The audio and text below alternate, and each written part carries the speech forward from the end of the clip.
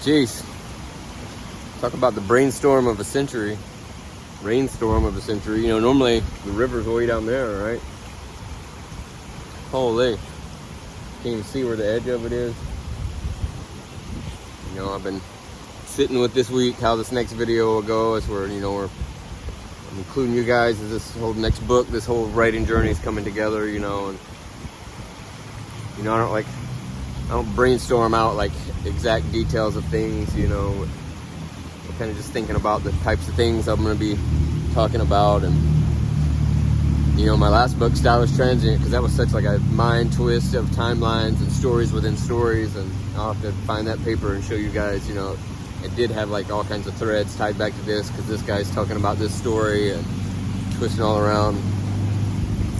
So we'll see how this one comes together in that way. But the thing that's really coming up today and been coming up with this whole thing is, you know, connection with material stuff. You know, because this is our house right here. Our basement has got 2 feet of water in it, right? So our basement gets wet anytime that it just rains a little bit. So we've got everything kind of up and in totes, and everything's on pallets. But we got 2 feet of water down there now. You know, this river, our whole backyard is 2 feet of water. Biggest rainstorm in a decade or whatever they say, you know. Trying to worry about our garage, about just items, stuff, you know, material things. You know, if you know me, you know that I traveled for a long time without anything. Just had what I had in my bag. You know, I didn't use money. I was hitchhiking, so I just, you know, I had to just be able to hop in the back of somebody's truck, you know. So we only had that stuff, and I was prepared to lose that bag at any time, really, you know. It gets soaking wet in the back of a truck. And now we've got the house, and we got baby, and we got items and things and stuff. And, you know, sometimes I feel claustrophobic from it, and I feel like it's just, you know, it's overwhelming, you know, and just like piles of things and stuff to now be worried about now when the water comes. Used to be it'd be in a teepee by the water, you just pick up and move the teepee. You know, I wrote a bunch about just impermanence, and, you know, an indigenous way of life would just be move. You know, the coastal line erodes, you just move back a little bit. You don't have to like rebuild the coast so that your house doesn't wash away, you know. And so now we got totes of things in the basement that we're trying to save that are getting wet, you know. We have literally a rack of fabric that we've inherited from this old grandma that was, you know, giving up sewing, and we're sewing for baby and all this and that. So it's good things to have. It's literally like 10 black totes of fabric, of material, right? It wasn't lost on me today. Literally trying to save material, or material possessions.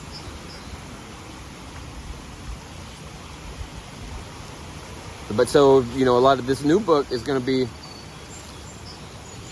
stepping back into the material world, you know, the real world. You know, it's easy when you're hitchhiking the country with no money from this project to that to not be worried about stuff. But obviously we have a house and we have baby, you know, I can't throw away this pile of drywall because I know that I have a drywall repaired coming up, or I can't throw away this material because, well, you know, we're going to be sewing clothes for baby, to then save having to buy stuff with the, you know, industrial sweatshop industry, you know.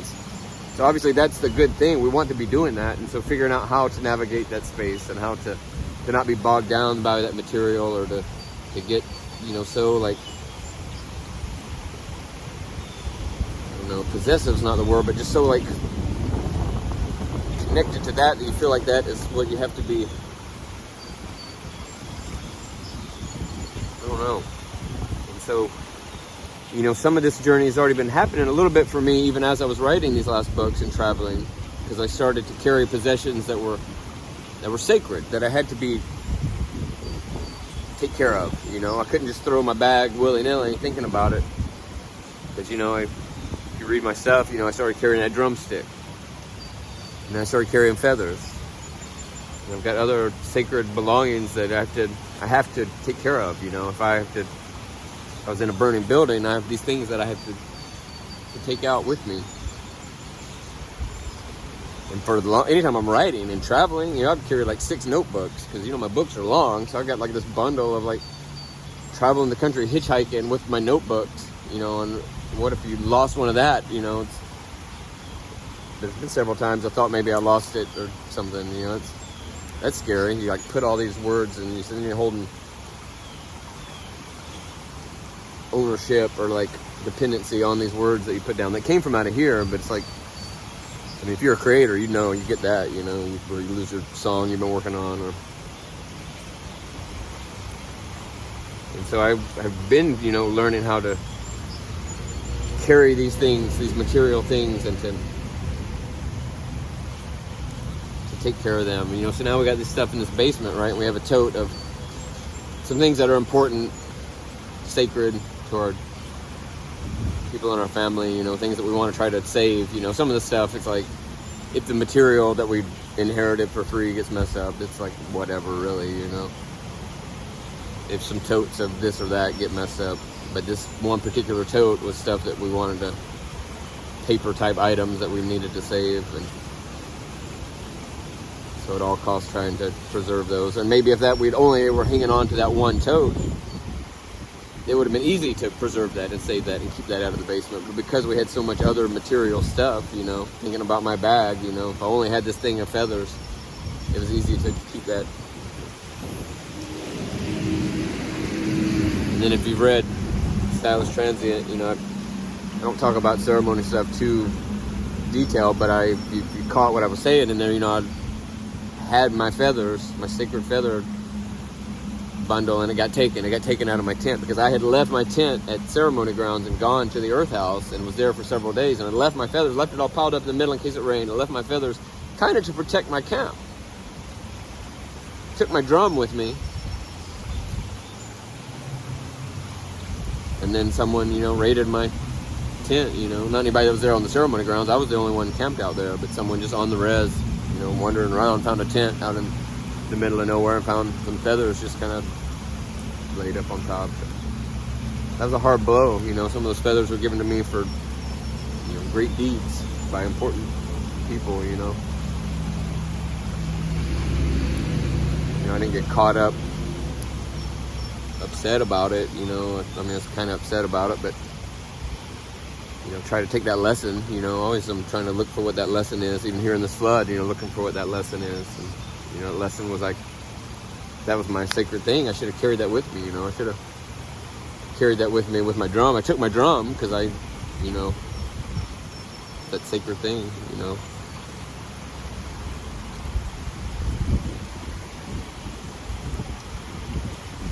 I had my Pendleton blanket, got taken out of a vehicle out there. That was another one of those sacred things I held, especially when you're camping in the winter. Your Pendleton blanket's real sacred.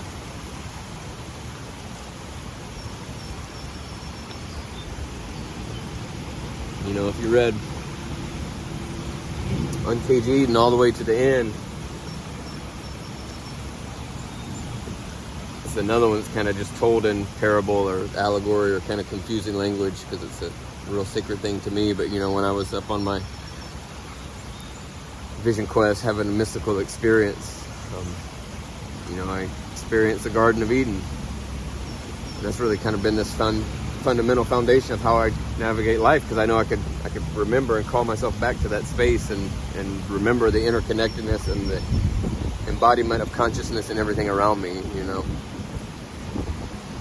And I, in that journey, I was kind of just given this little piece. Never really talked about it too much. I kind of talk about it and alluding to it in the book. But it's a little piece of wood. I understood it and understand it to be that key back to that garden. I could hold it, and I carried that in my pocket for years. I committed to carry it for 4, and I carried it for 6 or 7 or something, and I just squeeze it no matter where it was. If I was out in civilization, concrete, computer world, it would take me right back to that garden. And it was my connection back out to ceremony in South Dakota, because it was as I made that commitment to ceremony there that this thing I thought I lost it several times. I lost it in a flood, where our camp got flooded in South Carolina one time. A tornado came through and our whole camp got flooded. I lost my French press and was out for weeks, or a week kayaking, things, found our French press, the second most sacred item I carried. And then a week later found, the tent underwater, a foot underwater, and somehow caught up in that little strap, that guy line or strap. Or maybe I had found it when the flood was, the tent was flooding away, and I had found that thing, that key, that little wooden totem, and I stuck it in my mouth. I didn't want to choke on it, so I tied it to the guy line, and then next load I did, the whole tent blew downriver, and the whole tent was gone. And then so for a week I looked and went and found little pieces of elements of this and that,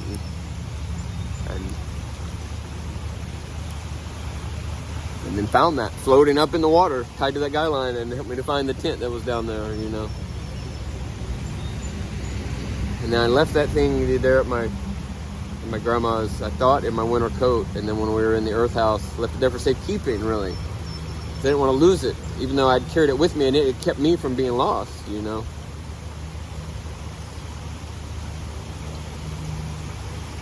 then when we were in the earth house, I had them send out my coat, and it wasn't there. I hadn't seen it since. I kind of expect it'll show back up at some point, But also, I've been sitting with that here lately, as my lesson that I needed that at that time to connect me back to that sacred space. But now, that key, I need to carry that key in here. I don't need that material item to connect me. And I've been sitting with and embodying and being able to bring myself back to that garden, to that magic of consciousness. And here,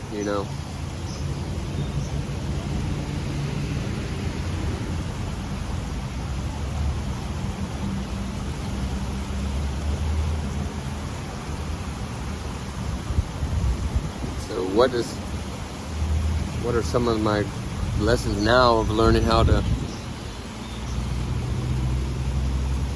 navigate this material world, have material possessions? I was so disconnected from it. I didn't care if I lost something, it's fine. That was the universe. I carry a feather in my hat all the time. Not all the time, but often anytime I find a feather, and it falls out, and I trust that it's at the right time, and that's moving on. The feather was riding with me for a little bit of time, So I think of the same of other items. Knives. I've had this whole thing where I've lost so many knives. Knives are given to me, and they end up just going away throughout my journey. I still haven't wrapped my head around if that's some type of lesson that I haven't gone through to be able to hang on to that, If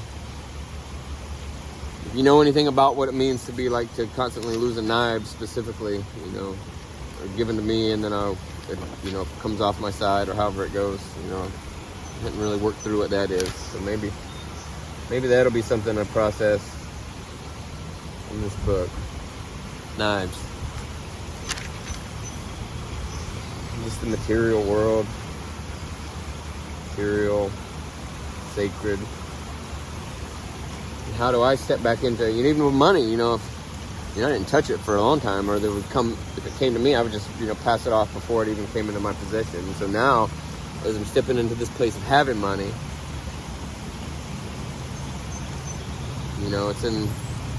we think I might have lost $50 here on this hill sometime. We looked for it, maybe I found it, maybe I didn't have it. I was so disconnected from even having it, even though it was in my pocket.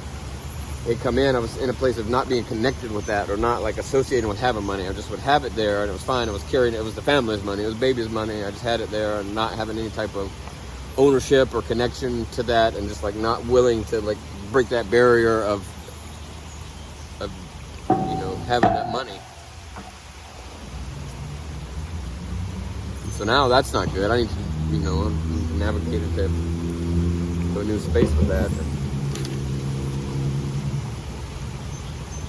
I've been doing a whole kind of a ritual thing in the morning and at night to energetically reestablish myself with money and with abundance and financial abundance, and allowing that to come into my life, and allow my nervous system to not run from that. And it's been working. Even just in little opportunities that have been showing up and presenting themselves. And next week I'm on spring break from school. I teach this after school program. Trying to get handyman gigs. Somebody just called me today, booked me out for the whole week. It's great. Doing flood. There's a school that's flooded, and they need someone to help come pack up the material things in boxes. which is what I've done at tornado relief. So I've got experience running crews, doing that. I'm doing it in my basement right now. My lesson this week is material.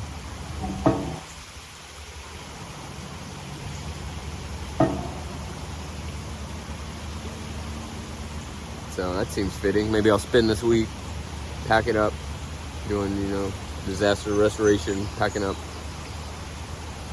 material. Doing disaster relief after tornado, you really start to understand material belongings. When you see an entire house just in a pile of rubble, and you have to sort through bricks and shingles and insulation, the material that it took to build this house. Me, I build houses out of dirt, natural materials, that can withstand a tornado. So then you see all of these belongings that are in their house, things they didn't even know were there, a whole lifetime worth of just stuff.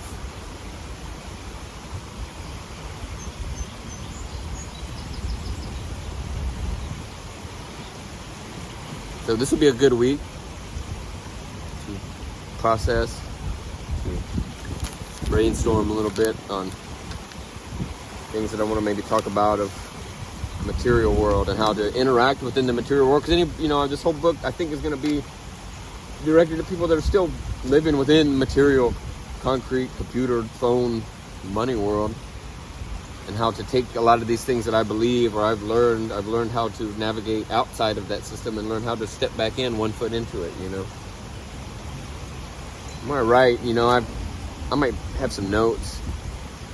I don't outline the whole book, and normally my notes that I think maybe that's going to be the end chapter of my book, it normally ends up coming out just in the first chapter, and then I build so much from there. I learned so much about my own understanding of the world and my own evolution, and so I'm sure that's what this will be, is these will kind of get laid out in the first little bit, and I'll be able to dig even deeper and learn even more. And as I'm writing, I'll be, while I'm working on a job site cleaning out someone's flooded school, so I'll be able to process that more. It'll be good quiet work where I can sit there and sit with myself. And eventually I think I'm going to be live streaming with you guys as I'm kind of writing or working through things. I probably won't be doing that on the restoration job site, but maybe if I'm there alone, we'll see how it all goes.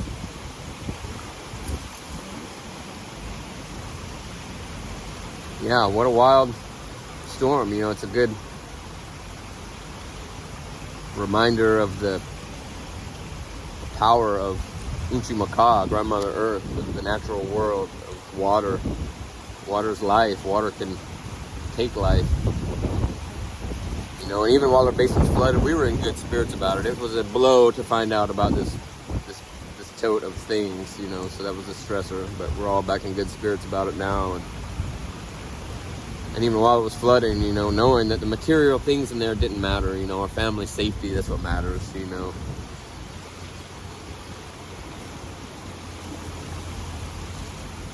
And so we were out here singing and praying and singing water songs, water protector songs, singing to the water. It's beautiful. This is beautiful to get to see this opportunity to see. I can't see the end of the water at all. It goes forever through these trees that are over there. It's just like a lowland over there. It's beautiful.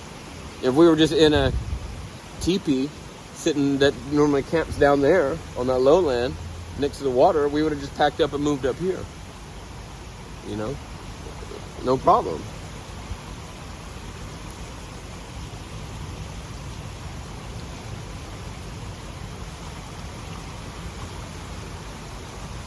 It's beautiful.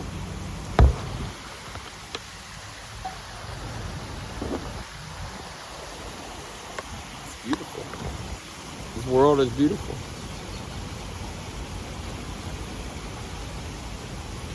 Yeah. Thank you for being here. I guess maybe I'll continue to brainstorm. I think the river's going down. It went down already a little bit today. I got some pumps in the basement, pumping that out. Most of our material belongings, I think, will be all right.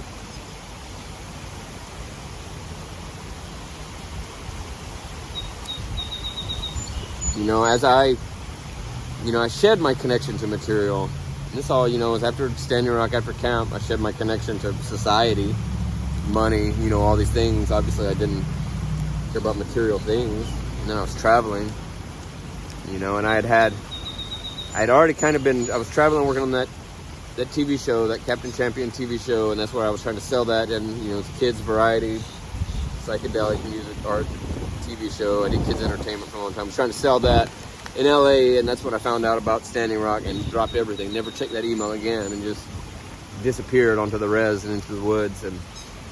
But I had some stuff that was in storage, had a car with stuff in it, sold that, right for camp, sent that money away. Had a bunch of stuff in storage just at my uncle's. Went back through that stuff, gave it away to some friends, and threw away things that nobody wanted, and donated things. Kept just a couple things at my grandma's. Kept only really what I could carry in a bag, and every step of the way shedding material things, material baggage, even though it was just in storage somewhere else, it still was there. I had this pile of items. Every time I shed that, it was just like a huge weight that just came off, and I was so much lighter, to the point that I only had one bag worth of things. I only had one outfit for a long time. Or like maybe a change of an outfit, a couple items in my bag, a couple survival things, and my coffee accoutrement, the French press, and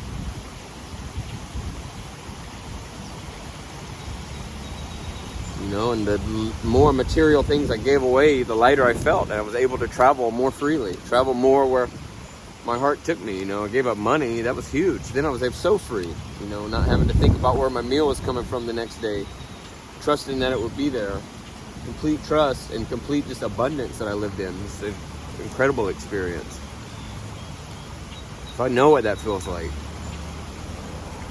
And when you live in a community where everyone there's all the stuff is within community, you don't have to hoard all these personal possessions and save all this because it might not be there, and there's a world of scarcity, because it's not the world of scarcity. There's the world of abundance, and everybody's got everything. At camp, if someone hoarded the whole box of socks, nobody would have socks. But as long as the socks stayed in the community space, everybody always had socks. You didn't have to hoard them because you knew they would be there.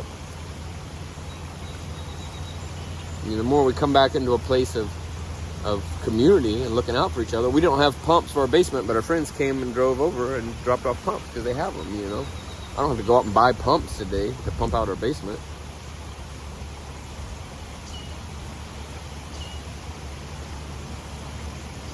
And then we've been moving back into house, and then we ended up in this house in Toledo that our friend owns, that they're getting ready to turn into a co-op house. So that's the night they're not going to own it. The people are going to take care of it. So that's a good way to go, a good way to move forward. But this house was huge. It was an old Victorian house. We had the whole downstairs. It was 9 rooms or something. We kept discovering new rooms. So we had to get material things to put in these rooms. We only used like 3 because it gave us anxiety thinking about all these other rooms. And then we had the free store where I do the free mechanic stuff, Kate's Free Mechanic. So there's a whole free store. So it was easy to acquire items, stuff for free.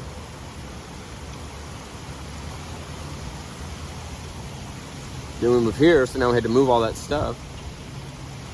Then we had stuff in storage somewhere else that had in a house that had been damaged by black mold. So then we had to preserve that stuff and go through a whole process to save that stuff and then bring it here.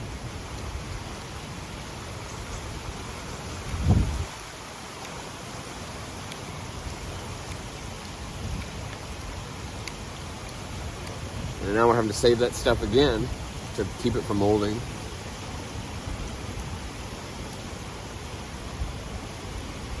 During all that time I didn't have anything. I was able to, in the times like this, go and help others. I could go help someone else save their stuff. Somebody in Kentucky for that 3 months during the tornado. I didn't have to worry about anything because I just had a bag and a tent camped out in the snow.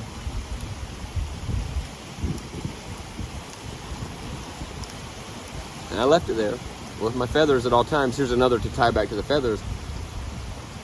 That was the one time at my camp I didn't have my prayer tie on my prayer stick sitting by the door of my tent, my security system. A yellow prayer tie, the color of east, my door facing east, protecting my camp. You know, if I'd had that at that time out on the res, especially on the res, because someone might have seen that tie and said, well, I'm not opening that door.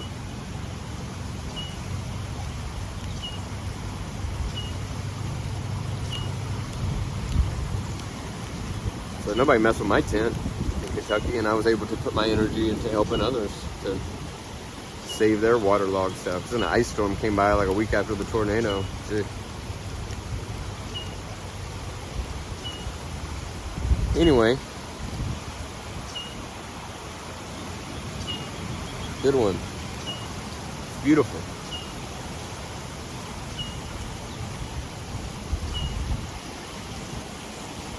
Beautiful to be in this chapter of my journey of learning how to step back out into this world. And the best place to be doing it. I got the river on this side, natural wonder, natural just, look at that, just like, And then right across is the town, is the library, the butcher shop, the swimming pool, the playground. Just in that, finding that middle way, you know, finding that way to use money, but not to just be so fully caught up in money, priority, money world. You know, I'm looking at work. There's this job they might want me to take as the foreman for a stone masonry crew. You know, I built earthback houses. I've been a foreman for all kinds of eclectic people that pays a shit ton of money. And then I'm just building stonework for businesses and companies, and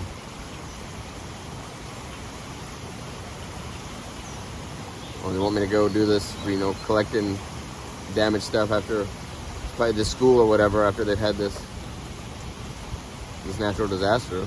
You know, that's something I would do for free. Something I've done for free.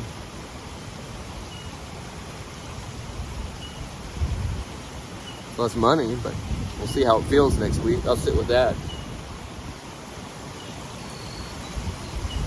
Yeah, I don't know. I don't know how this book's gonna go. You know, I've written, the first two are kind of nonfiction memoirs of me figuring out my world philosophies, and, you know, at camp, cooking at camp was the first one. The next one was as I traveled between different camps and homesteads, and then, of course, Liberation's Garden was a fictional tale of camps and hitchhiking, and the same things just wound into a fictional tale. And the Stylish Transient was an inside-out, twisted wormhole of really, you know, just trying to embody that inner knowing of us all being connected and reflections of each other, and our stories being the perspectives of all the levels of this nested mosaic. And yeah, I don't know what this one's going to be like. How it's going to go. I'm certainly open to feedback. You know, if you've read my other stuff, please comment on here. I did get Stylish Transit's free on Amazon right now. It doesn't last forever. You know, you have to like lobby and get it to be free on there. You have to like get it free on other sites and then send them an email and get them to approve it. And then if at some point it probably will not be free on there. And I don't check on the internet that often. I'm checking more now because I'm navigating how to be more on internet, but not too much. But it's free on there. The other ones maybe aren't free, but you can get them free elsewhere. You can get print copies on Amazon. On KG, it's really good to have in print, I've learned, because you can just open it up and find just that one little nugget of whatever the universe was wanting to tell you that day. Stylish Transient is good in print because it's a wormhole of skipping chapters, and the first chapter's at the end. And I'm on Patreon, Cage Free Mechanic. I help support our free mechanic service. There's a YouTube for that. And also, you just kind of behind the scenes of some of my books, and with different characters from the, you know, the real life characters, when they stop by to visit, we kind of interview them. Or there's a good one with me and Wolf eating Scotch bonnet peppers while we're trying to read chapters about us being in a blizzard. Sorry, I've been keeping up on the baby monitor while I'm out here. Yeah. Let me know. Let me know if you watch this video, something down in the comments, or let me know if you've read my stuff, or, you know. I'm into this being, you know, getting your feedback along the way of which styles of my writing work, you know. Thank you. Thank you. Good one. Love you guys.